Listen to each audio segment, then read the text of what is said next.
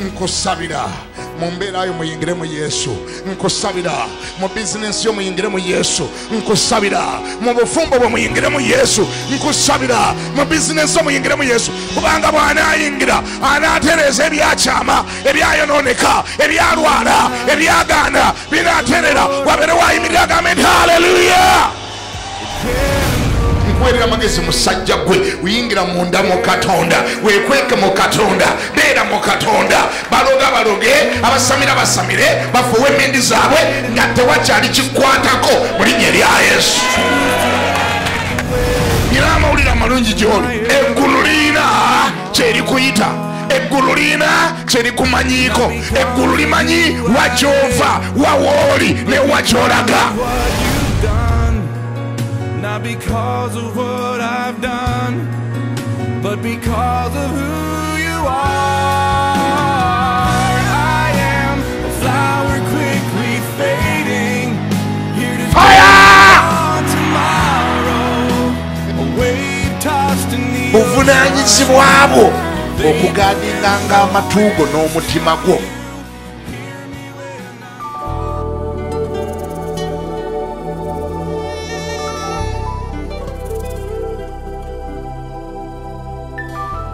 Bayibuli yo gibikudde? Genda mu kitabo kya Yoswa. Genda mu kitabo kya Yoswa. Tulina ekintu kye tutunulidde era ng'ekintu ekyo Mukama akitadde ku mutima gwange okigabana n'ekkanisa. Katonda bwe yatonda omuntu yamutonda nga waliwo ekigendererwa. Yamutonda ng'omuntu ono alina gy'alaga. Yamutonda nga waliwo agenda. Yamutonda nga waliwo plan. Katonda ng'alina gy'amutwala era ng'alina ky'ayagala afuuke. Ekibuuzo ekibadde mu makati gaffe ebbanga lino lyonna nti naye omuntu ono ekyakimanyi nti Katonda yamukola ng'alina ky'ateekwa okufuuka. Omuntu yakolebwa ng'alina menshoni. Omuntu ono yakimanyi. Bameka abaali balabye ku ggongolo? Walabye ku ggongolo? Eggongolo lyewunyako ekintu kimu. Likeera nga liina gye liraga nga litambula, naye bwe lisiŋŋaana omuntu yenna n'ali distractinga oba n'alikoonako bwe pa likola litya? Lyezinga ne lyekolamu ekkoyiro oba enkata. Kati eno ye sitade gye nalikolako. Bwe lyezingulula terisobola kgenda gye lyabadde liraga.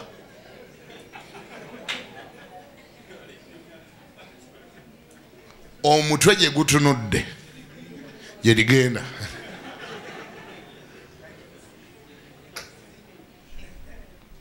Terisobola kugamba nti naye we neezingidde n'abadde ntunudde north nolwekyo ngenda genda north. Bwe lyezingula bwe kasita limagamaga nga kirabika tewali buzibu bwonna, olwezingulula gye litunudza omutwe gye ligenda. Kati waliyo abantu abaakula bwe batyo era obulamu bwabwe bwonna bwonna bwe baliivinze ku nsi kuno nga bwe batyo bwe babadde babutambuza. Atambula nga talina kigendererwa ku nsi, atambula. Sometimes ne bw'aba nakyo naga kati ngenda kukola kintu gundi maliridde, bw'afuna ekimukoonako buyitibwe pa ne yeezinga. Tembalaba nga yaba Oluganda modole nga buli lwafuna ekimukoonako yeekola atya? Yezinga. Ayinza n'okutuula omwezi mulambe waka nga tazeemu kulinnya mu kyaki, nagamba ekyaki yaabwe ngivuddemu ne yezinga. Olwezingulula atunula walala, olwezingulula agenda walala. Ye buli lweyezingula bw'ati agenda walala kuga talituuka gy'alaga. Talina kyalikola ne kibaawo. Buli kaseera omusanga akola kirala. Omugandi ate biri bye nakulaba okola luli nagandi ate bye nabivaako dda ndi ku bino bye bifuna. N'omugamba okay katoloze ndi katukuli n'ebyo binaafuna nti ye bijja kufuna. Ogenda okuddamu omulamu mubuuza wabituusaawa bye nakuleka okolako luli nagandi ate ebyo bya busiru nnyo nabivaako dda kati ate ndi ku birala. Abamu mu mirimo bwe batyo, mu bulamu obw'omwoyo bwe batyo. munkolagana yaabwe n'amakanisa bwe batyo, munkolagana yaabwe ne bapasita bwe batyo, ne baba basoma bayibuli bwe batyo. Talina bayibuli, talina sula gy'alisoma n'agimalako. Gamba kuno tebabanga bagamba gwate.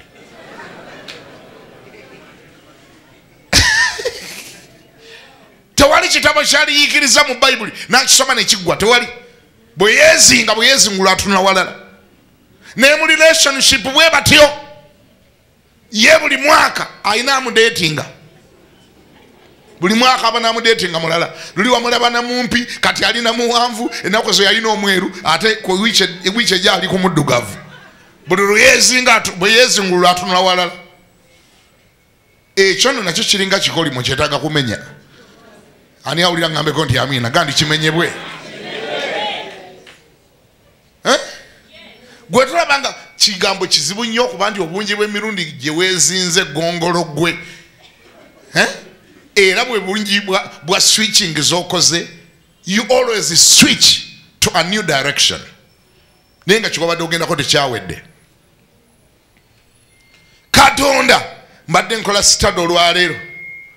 Katonda ne bw'aba nga waliwo ekibaddewo asigala ku mulamwa. Tebawulidde?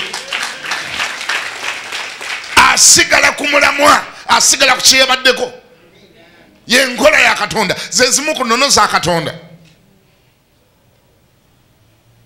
Twawulidde nga Katonda ayogera ku mulembe gwa Musa, ng'agamba Musa n'abaana ba Isirayiri. Musa agamba abaana ba Isirayiri ng'abagamba nti ogenda kusomoka Yorodaani leero. Byabadde mu Deuteronomy essula yabadde ya 9. Hear, O Israel, thou art to pass over Jordan this day, to go into possess nations greater and mightier than thyself, cities greater and fenced up to heaven. That is God's agenda. Kama ibazwe ebyo babigamba ani? Babigamba Isirayiri ayali yagwa mu accident, ayamale wa Farao emyaka 403.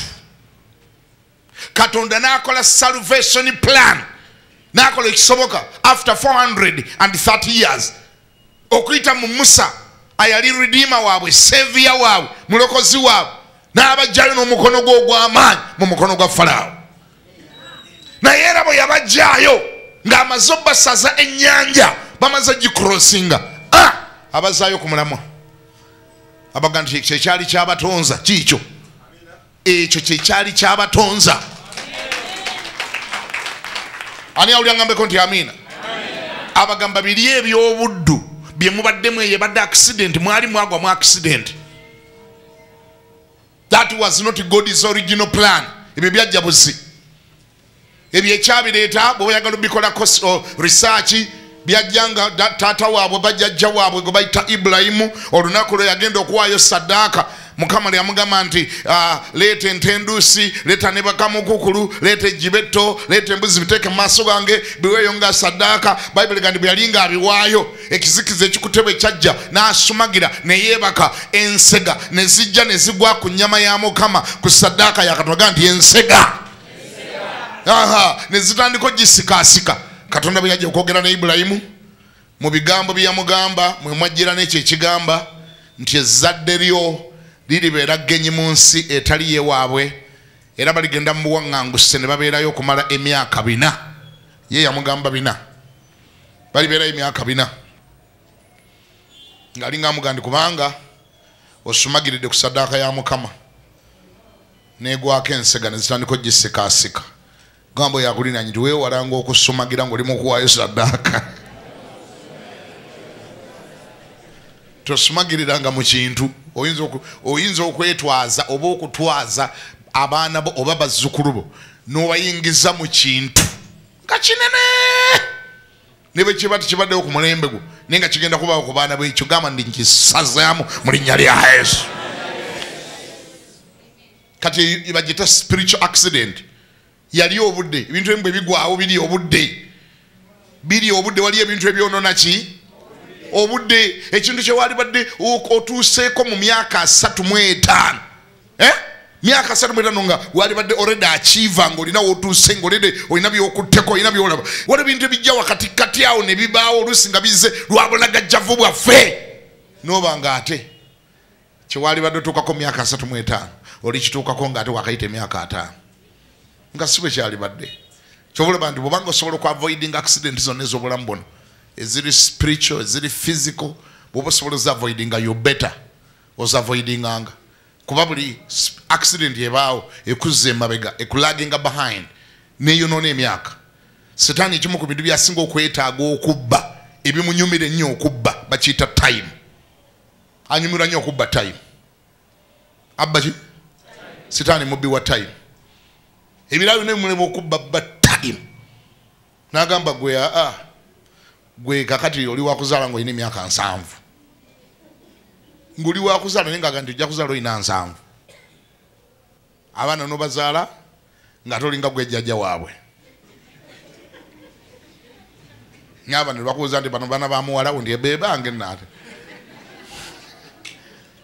mukama yeebazibwe abaana nga bagamba mami tubuukebuuke mugoga ni mundeke baana baabwe muko omugongo guduma mami tugendeko muko bichi toyogere bya bichi nga sitaani time yegikola alya etime ye munyumiro okubba era ekyo nakyo kirwanyisanga n'omugandi setaani va ku time yange ebyange biteekwa kubeerawo mu time ya mukama so si mu time yo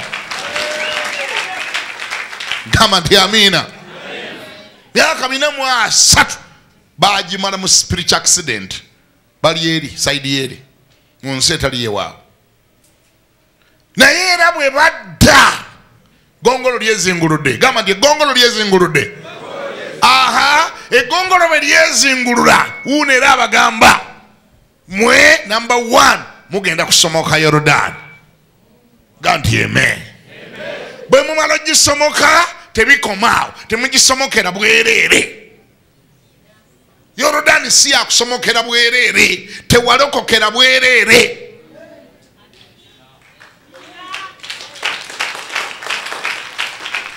tewalokoka kumala kifo tewalokoka kujjuza bulokole tewalokoka kujjuza kanisa tewalokoka watali agenda oliko okuyitibwa kwa Katonda oliko agenda ya Katonda oliko plani ya Katonda waliwo Katonda kyayagala okulaga amawanga naye ng'ate alina kiragira mu ggwe buli lwe kitabaawo obeera omusaze oba loosi kama ibazo ekyo okimanyi ekyo waliwo Katonda byayagala okulaga ensi eno naye ng'ate gwe demonstration ground gwe ttaka kwabiragira gwe nga bwogamba nti erugogo waliwo ki bakiyita bati ekyo show ground erugogo waliyo show ground abantu gye bayoleseza bye basobola okukola abantu abalina obwongo babagenda ne bakola ebintu ne babireta ku show ground abantu bajje babirabe beewuunye kakati ye Katonda tagenda lugogo Katonda gwe bwe yafuula show ground ye gamba nti amiina gamba nti nze show ground ya Mukama omanyi Katonda buli lwayagala okuwonya awonya gwe n'akakasa ensi eno nti awonya Katonda bw'aba yagala okulaga ensi eno nti agaggawaza abantu bajje ku lubungo obusajje bw'ente gye bukuŋŋaanira ku munfuufu ku ziro nti asitula abantu bajje ku ziro n'abaako kyabafudde wangi takiraga balaze ku sinema takola powerpoint Katonda ye talina ezo powerpoint zammwe ezo zammwe abayivu ennyo yitakola impressions nti ateeka wali manya powerpoint kakati okiraba bwe kiva wano ne kidda wano Katonda bw'aba ayagala okulaga nti asobola okukola ekintu atoolayo omuntu omu n'akikolera ku ye gamba nti oyo abeere nze omanye ekyalwaza Laazaalo kimanyi n'atuuka n'okufa ne batuuka namuziika waliyo kirowoozaako just a very simple project Jesus' project. Lazarus was Jesus' project. Yesu yagala kulaga bulazi bantu nti asobola okujja omuntu muntaana. Era bw'olaba story eri yonna gy'eva yonna ekyaliwo Yesu yakigenderera. Kubanga baamuyitanga n'obulwadde mulwadde ne bamugamba mukwano gwo gw'oyagala akoze atya? Ko Yesu nti what an opportunity. What an opportunity. Bw'aba alwadde kiwedde. N'amugamba jangu omwonya nagandi munkubira akasimu ng'afudde. Njagala ng'akoze eki? Abayigirizwa ne beewuunya abaali ne bamugamba ate awo bosi nga situkutegedde. Omusajja nkwano gwo. Tubadde tugendanga ne waabwe kawungeezi ne tulya amagi ne tunywa soda ne tulya kiki fruits. Ne bannyinaabwe nga bafumba emmere ne tugirya. Ne bakuyita ng'alwadde ate n'otagenda nanga nti ekyo mukite. Obulwadde bwalwadde si bwakufa. Tagenda kufa. Nonga tagenda kufa nga ate togenze bera serious. Naga nti obulwadde si bwakufa. Naye omwana wa Katonda ku mulundi guno gwokka.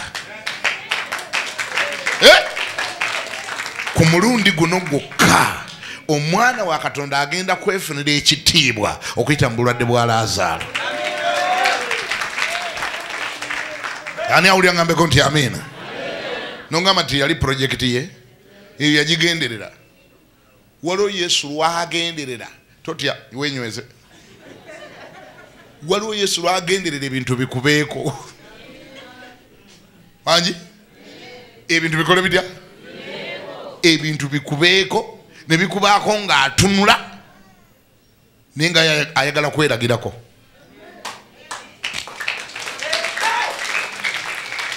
Waliwo abikiriza bikubeeko ne bibaawo ng'alaba asobole okujja abitereeze yeefunira ekitiibwa okuyita mu mbeerayo. Kama feebazibwe nnyo. Genda mu kitabo kya Yoswa oba oli awo yeewali ekipya kye nazze okwogerako naye nga nkyali ku nsonga y'emu. Yoswa essula esooka. Yoswa essula esooka olunyiriri olusooka. Awo olwatuuka Musa omuweereza wa Mukama bwe yamala okufa, Mukama n'agamba Yoswa omwana wa Nuuni omuweereza wa Musa ng'ayogera nti, Musa omuweereza wange afudde, kale kaakano golokoka osomoke omugga guno Yoludaani, gwe n'abantu bano bonna muyingire mu nsi gye mbawa bo abaana ba Isirayiri,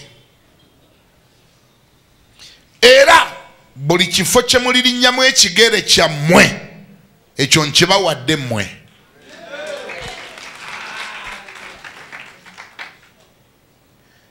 Nga bwe nabanga ne Musa obanga bwe nagamba Musa nammwe bwe mbagamba, okuva ku ddungu, okuva mu ddungu n'olusozi luno Lebanooni okutuuka ku mugga omunene gwe mugga Flat, ensi yonna ey'Abakiiti ngibawadde, era n'okutuuka ku nnyanja ennene ku luuyi olw'ebuvanjuba, eyo yeewaliba ensalo yammwe. Ngambako nti amiina. Olwokutaano, tewalibeera muntu yenna aliyinza okuyimirira mu maaso gammwe ennaku zonna ez'obulamu bwammwe. Nga bwe nabeeranga ne Musa bwe nti bwe nabeeranga nammwe mmwe. Siikwabulirenga so siikulekenga. Gaa nti amiina. Kale nno ddamu amaanyi, guma omwoyo, kubanga gwe gw'olibasikiza abantu bano ensi eno gye nalayirira bajjajja baabwe okugibawa. Naye mala okuddamu amaanyi n'okuguma ennyo omwoyo, okwekuumanga okukola ng'amateeka gonna bwe gali Musa omuweereza wange ge yakulagira. Tokyamanga okugaleka ku mukono ogwa ddyo newankubadde ku gwa kkono, olyoke oweebwenga omukisa buli ky'onoogendanga yonna. n'ekitabo kino eky'amateeka tekivenga mu kamwako, naye onookirowolezangamu emisana n'ekiro olyoke weekuumenga okukola byonna nga bwe biri ebiwandiikiddwa mu kyo, kubanga bw'otyo bw'onooterezanga ekkubo lyo era bw'onoowebwanga omukisa bw'otyo. Si nze nkulagidde, ddamu amaanyi, guma omwoyo, totyanga so teweekanganga, kubanga Mukama Katonda wo ali naawe buli gy'onoogendanga yonna. Ngambako nti amiina. Ndakugambye dda ekintu kyokka Setaani kyasobola okubba bakita time. Amiina. Agibbirawa mu accident yonna ebeera eguddewo, spiritual accident. Setaani buli lwata accident aba anoonya kubba time. Naye oluvannyuma lwa accident Katonda tabeera diverted.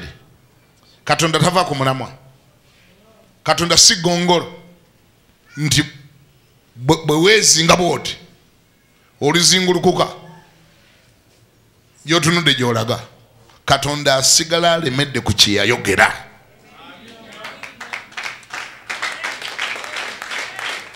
Eri gye tusoose okusoma ddayo ku linnya lyaffe olusooka twawuliddeyo ekigambo ogenda kusomoka Yorodaani. Ekyo bakigamba Musa ng'akyaliwo, nga bamugambagamba Isirayiri nti Isirayiri egenda kusomoka Yorodaani. Bayibuli egamba nti Musa gwe baakiragira n'afa. Musa bw'afa, Katonda wuno tumulaba alonda Yoswa. After the death of Moses, the servant of the Lord, it came to pass that the Lord spoke to Joshua, the son of Nun, Moses' assistant, saying, verse 2, Moses my servant is dead. Now therefore arise, go over this Jordan. Mission ekyali mission ekyali gandi kusomoka Jordan. Sikyabo mission ekyali Suulira ye Musa afudde. Ye Musa akoze atya? Naye omulamwa gukyali ki?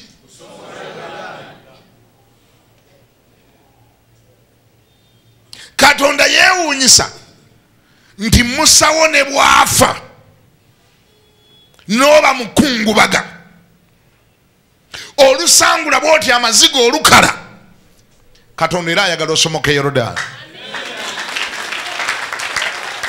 Ani awulira ngambe nti amiina? Musa wo ne bw'akola atya?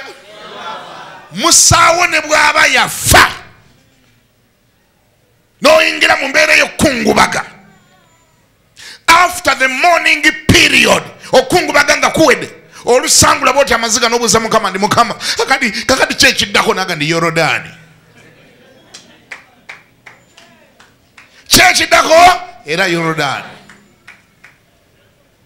Olinayo Musa yafa? Mu bulamu bwe olinayo Musa yafa? Oyo si yazikiza vision ya Yorodaani.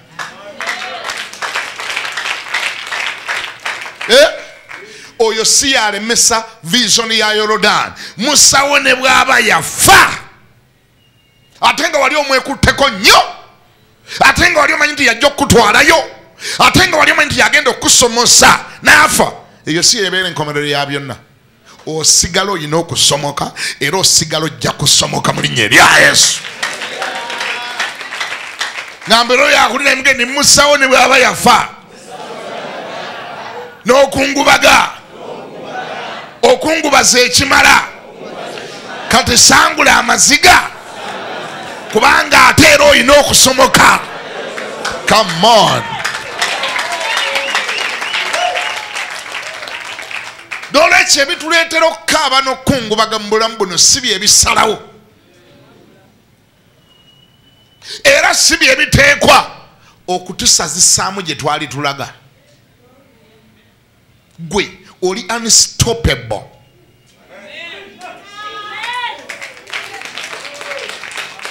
You are a non-stoppable creature. Tomala gayimirizibwa. tosobola kungubaga mirembe na mirembe mukubanga luwe byagaana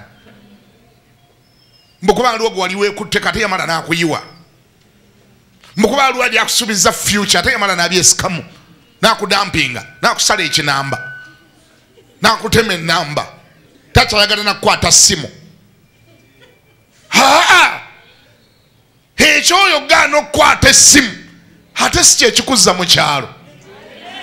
Tebawulidde bano, tebawulidde.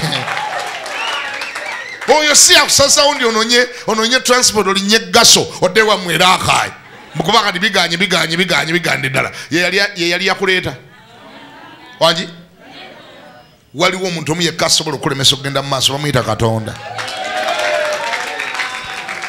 Oyo bw'abanga akutadde omanyanga nti owedde Katonda, naye Katonda ng'okyamulina Musa ne bwafa osigala ojja kusomoka Yoludaani. Gamba nti amiina. Katonda ye bw'aba akyakulina mu mukono gwe pa. Musa ne bw'aba yakola atya? Musa ne bw'aba yafa gwe era oba ojja kusomoka. Ali akuwadde essuubi lonna ne bw'aba yafa ayagambye tunuulira nze nja bikolerako ne bw'aba yamala ne yeefuula. Okusoma ne bwe kuba kwagaana nga kwakoma mu kkubo yandibanga ye musawo. Wali omanyi nti bw'onoosoma n'onoofuukako omuntu ayali akusomesa ate n'afa n'okusoma ne kufa. Essuubi lya Musa nna lirabika ng'erigenzi ayali agenda okukusomesa kitalo nnyo. Nange nkusaasidde negase kwabo abaakusaasira mpeereza okubagiza kwange. Naye eyo si yeteekwa okuba ensonga era si yeteekwa okuba factor ey'okulemako bakusange ng'oli feria ogende kati namala nasiraana nafuuka feria lwaki kubanga Musa wange yakola atya yafa. That is not enough reason for you to become a failure. Kyo tekimala. Tosobola kwekwasa ekyo. Tosobola kwekwasa accident ezize zibaawo. The death of Moses is another accident in life. Toyinza kwekwasa accident ezize zibaawo. Omanyi omanyi nali mmaze. You cannot do that. Tosobola kwekwasa bantu. Abantu abazze bakola ebintuntu ebikuza emabega tetekwa kuba nsonga gy'osobola okwekwatako n'oginywerako n'ogamba kati maze okufuuka feria. Tekisoboka. Gamba nti amiina. Musa wandagadde nkunyonyole Musa kiki eyali eri Yoswa. Oyagala nkubulire Musa kiki eyali eri eggwanga lya Isirayiri. Ye yali yabasomosa n'omugga guli ogwasooka ennyanja ye yagiyawulamu yagikuba omuggo bw'ati neyabulukukamu ne bayitawo. Musa oyo buli lw'omulowoozaako owulira dda ng'obulamu bwo bwonna obuzimbye ku oyo kubanga n'ennyanja yagiyuzaamu ne muyitawo. Era bw'afa bw'oba tutunulidde Katonda oyinza n'okutuka omutima noga nti oyo kaafudde naffe tugenda kufa. Naye Katonda yeewuunyisa.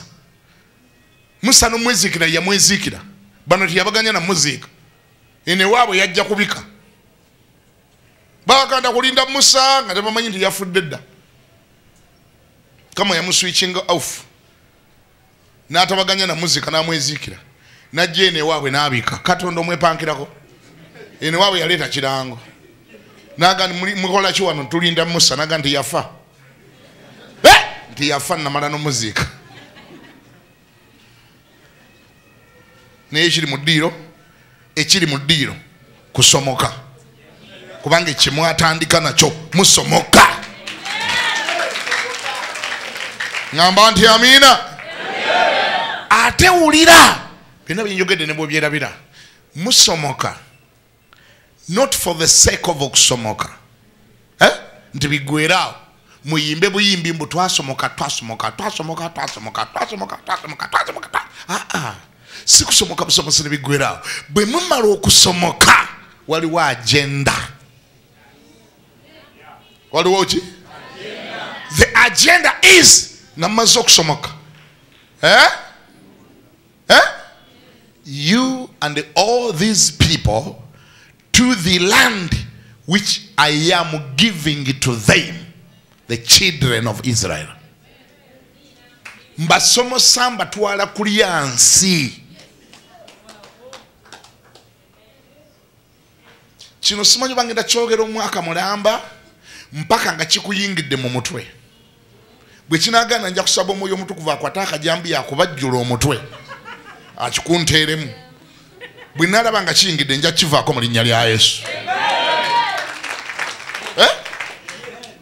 Mind ya Katonda, heartbeat ya Katonda yonna kuli yansi.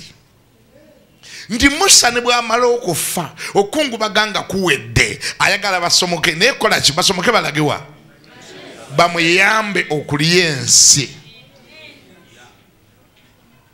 Okuwummula kwa Katonda, Katonda wagambira ndi kati ne bwe mbivaako nga golidde ki ensi. To possess. To possess. Bw'oba oyagala nkukolere back check nkubulire lwaki Katonda ekyo akinamu interest y'amaanyi. God is a king. Katonda ki? Buli kabaka ina gy'afa akoma. Buli kingdom yonna gy'efa ekoma yagala ogaziya territory yaayo. Buli super power ayagala okukakasa nti agaziya ensalo ze. Yensonga lwaki American embassy ogiraba wali ensambya n'ebendera yaabwe waggulu, and they spend a lot of money to do that. Ate si lwakuba ndi mu America tebajjaayo, wagazi nnyo waliyo n'ensiko nze nali simanyi. America waliyo n'ensiko esinga ey'essembabule mu America. Gwe buli lwolaba movie bambi nga bakulaga Hollywood olowooza nti America yajjula dda yonna neggwawo tolina nawe olinnya kigere yadde woozimba. Waliyo n'ensiko oyinza n'okuvuga essaawa namba nga tonalaba nnyumba mu bifo ebimu. Waliyo ne gye batunda eka enamba mu America $100. Kati ekyo kiblowinze mind oyinza n'okulwawo kikkiriza, but it's true. Wali America naye ina ebyalo, ogenda mu kyalo ekinjawulo ekyo ekiriyo nti ebyalo byewaabwe birina enguudo ezituukayo nga za kolasi.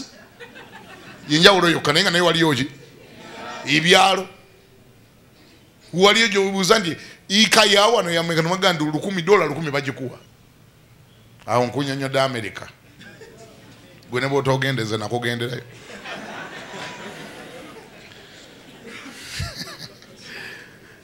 Amina. Naye newankubadde ng'ogusiigwa bwe gunene obwenkani dda tebawummula mpaka nga basimbye ekigere mu Uganda, because they want to ensure nti not only their interest is taken care of, si bye baagala byokka nti biri taken care of, naye okukakasa nti they subdue, they control, bafuga, balinawo obufuzi ne mu ggwanga eritali lyewaabwe nti bafuga. Ate nga kituufu ekyo tebakikola mu Uganda yokka, bakikola mu nsi zonna.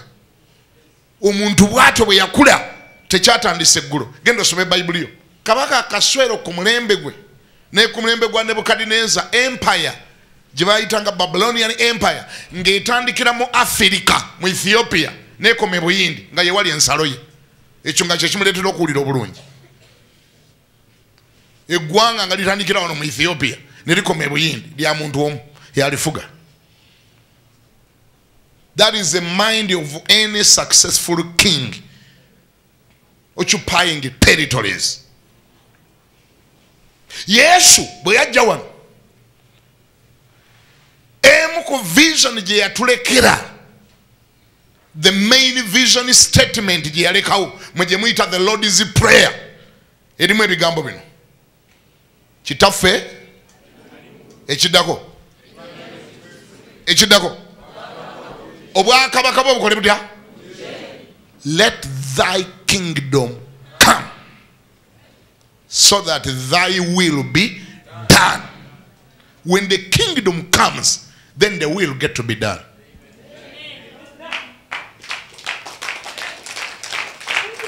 Bitandise okukolera sense. Kingdom bwejja kankudire ku bino byotegeera. America bwejja wano neteeka wali bendera, their kingdom has come. Their kingdom has been extended to Uganda. Olokitegeeza nti basobola okulagira ekintu kyonna nga bakyetaaga oba si ku mpaka basobola okiyinfluencinga nekikola nga bakyetaaga. Why? Kubanga balinamu ekigere, presence yaabwe weeri. Kakati ate awo ne bakozesa ne means endala okuyinfluencinga culture. Colonialism is all about that. Go into another country, put your foot into there, influence the culture. Katunulira nawe over the years. Mutunulire mwenna bwe mwambadde. Tiwali ayambadde nga mwenna Uganda. Mwenna mwambadde nga bazungu. Abamu musibye ne tayi nenga n'ensonga egikusibisiza nawe togimanyi. Iranga singa bakolemera kunokuuza naye tayi yodaddemu ya Uganda ate nakugamba kyabasajja bagireeta. Abasajja bakola batya? Sajja bagireeta tunakola ki? Buli kye babasanga mwambala tewakyali akirimu. Mulimu ki? Mu byabwe. Ne bw'oyita obuyisi mu kibuga Kampala oyina kujjukira bujjukizi nti oli Uganda. Tewali wedde n'ekipande n'ekimu ekiwandiike mu Luganda oba mu Lunyankole oba mu Lutoolo, byonna biri mu Luzungu. Oyinza okulowooza oli New York oba Bungereza, byonna Luzungu. Olwajja obuzi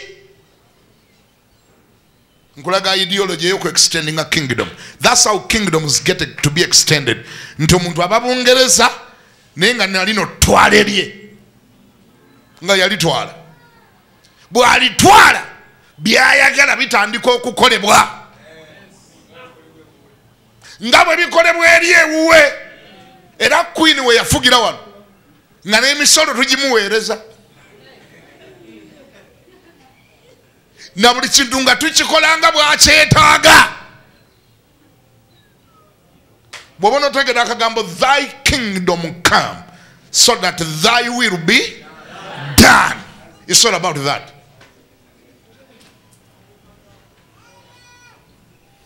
Come on, Evans. Ogenda obitegeera? Si buli lono tobitegeera?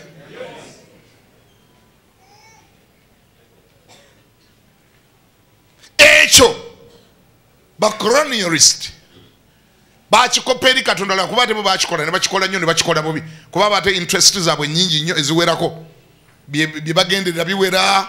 Mulimu political interests, mulimu market, okakasa ndi Uganda ngeno wajja n'ogicolonizinga kiweeyo emyaka 3 ojja kuba osobola okutundawo ebintu byonna byagala okutunda kubanga ojja n'obakwata n'obawamba n'obasomesa olulimi lwo ne bagenda mu ssomero basoma lulimi lwo. Bamala okulusoma then you can sell your products mu ggwanga eryo gye wasomesa olulimi lwo. Kati ekyo China kyeyerabira kyerwanagana nakyo olwaleero kuba ina ebintu bingi ebyokutunda wano naye ate China temulumanyi.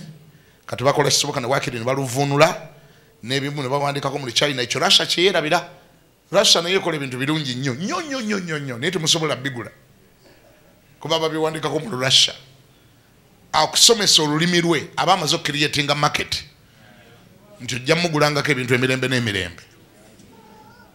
Ate si ku ekyo kyokka kyakoma, bw'alukusomesa. Kati ennaku zino mu Uganda mu educational system ye Uganda bw'ogwa oluzungu oba ogudde nnyo.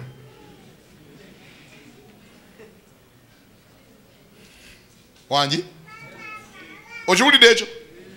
Baganda ebirala byonna zanyira ku birala ne tozanyira ku ki? Tozanyira ku luzungu. Wakiri ogwanga ekirala ne togwanga ki? Kubanga lwera colonial master wo boss ali eri akyafuga agattako obusente butono wano ku budget yaffe naga nti oluzungu mulunyweze nnyo oba mwagala mbongere endala. wano muddugavu muno nakulemera kunanga ndi olugudde wagudde byonna byagudde ogenda biddamu n'omubuuza ndi kituufu n'omwana w'omuzungu naye bwagwa oluganda aba agudde nnyo naga ndi ate arrangement ndala ekyo kiri eno waffe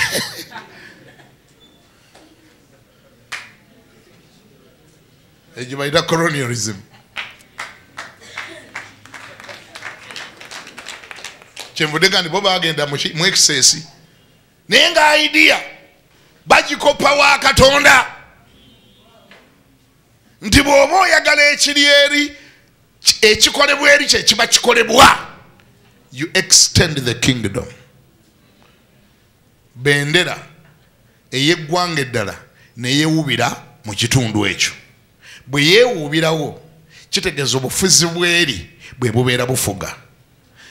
Bendera ya Katonda ey'omu ggulu bwe yeewuubira mu bulamu bwo, bwe yeewuubira mu makaago, bwe yeewuubira ku kyalo kyewammwe, bwe yeewuubira mu kika kyewammwe, kitegeeza obufuzi bwa Katonda buzze.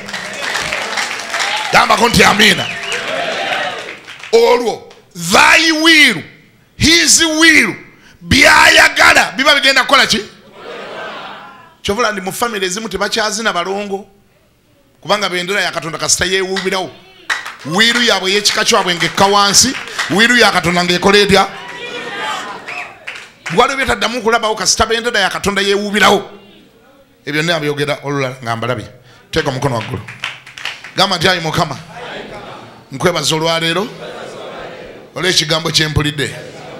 Ntegedde omutima gwo oyagala nsale Yoludaani, oyagala ndi ensi, nsimbeyo benderayo byoyagala bisobola okukolebwa mu nsi eyo, kuba benderayo buli lwetabaayo eya Setaani ng'eriyo, bakola bya Setaani. Ayi Mukama, nsaba ekisa kyo mu projekiti eno, nsaba amaanyi go, nsaba obusobozi bwo. Ayi Katonda, ntegedde lwaki ensonga oyagala ndi ensi. Mpa amafuta agagirya, mpa obusobozi obugirya, mpa amagezi agagirya. Nkusimbireyo bendera obwakabaka bwo bubeerenga bwe bufuga mu nsi eyo mu linnya erya Yesu. Amiina.